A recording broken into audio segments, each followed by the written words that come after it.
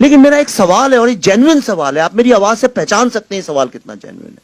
वो ये है कि एक फिल्म अगर कश्मीर जेनोसाइड पे बनती है तो उसको रोकने की इतनी सारी क्या कोशिश, क्यों नहीं उसको मेन स्ट्रीम मीडिया का सपोर्ट मिलता है उसी तरह से? क्यों नहीं उसके बारे में चर्चा करने का मौका मिलता है? और उसके बारे में अगर हम कुछ बोलते हैं तो लोग, आपको मैं एक एग्जांपल बताता हूं। कुछ दिन पहले मैं दिल्ली में था, 10-12 दिन पहले, वहां पे किसी जर्नलिस्ट से मुलाकात हुई और उन्होंने बोला कि अच्छा कश्मीर फाइल्स बना रहे हो, पढ़ते हैं उसके बारे में। उन्होंने खोला एनडीटीवी का पेज। एनडीटीवी के पेज में 6 महीने पहले वो पेज बनाया गया था। हिंदुस्तान में मेरे अलावा और चंद टेक्नीशियंस और एक्टर के अलावा किसी ने यह फिल्म नहीं देखी है, और उसमें लिखा हुआ था Kashmir files is a propaganda film. इसलिए खुल के बोल रहा हूं, ये पब्लिक डोमेन में है। उसके ऊपर ऑप इंडिया ने एक एक्सपोजे किया, और जब उन्होंने एक्सपोजे किया तो एनडीटीवी ने चोरी से, चुपके से, बिना अपॉलॉजी मांगे हुए उस वर्ड को डिलीट कर दिया और सिर्फ लिख दिया कि इट्स अ फिल्म बाय विवेक रंजन अग्निहोत्री। तो अगर वो पहले सच लिख रहे थे तो अभी हटाया क्यों? अगर हटाया मतलब वो खुद प्रोपेगेंडा कर रहे थे, इज़न्ट इट?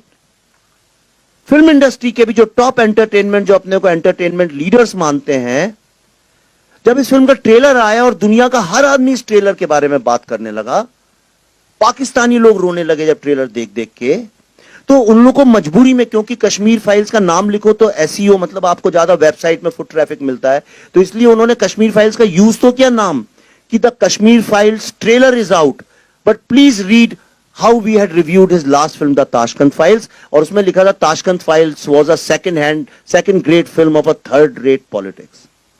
उस फिल्म को 2 नेशनल अवार्ड मिले, 100 दिन चलती रही।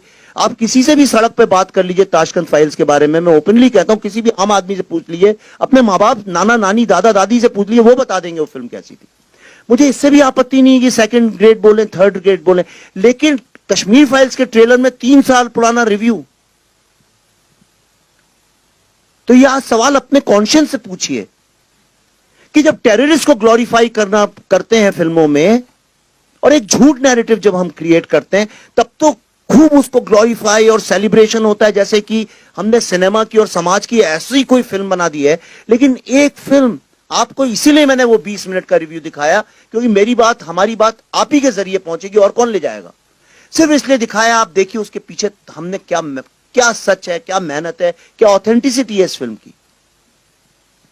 पर दुख की बात यह है कि इसके लिए इतनी जद्दोजहद, इतना स्ट्रगल, अपने माँ बाप, अपने भाई बहन की सच्ची कहानी सुनाने के लिए अपने देश में हमको, मुझको स्पेशली इस तरह से आउटकास्ट किया जाता है। ये देश के कॉन्शियंस की बात है। ये हमको सोचना पड़ेगा कि हम ऐसे कब हो गए। हम दिल से तो ऐसे नहीं है, तो ये कैसे हो गया? हम किस सिस्टम में बंद गए कि हमको झूठ मूठ में आज उस टेररिज्म को, जिसने लाखों लोगों को मारा है, जिसमें 19 जर्नलिस्ट तो अभी मारे गए पिछले कुछ वर्षों में, जर्नलिस्ट लोग, पर हम चुप बैठे रहते हैं।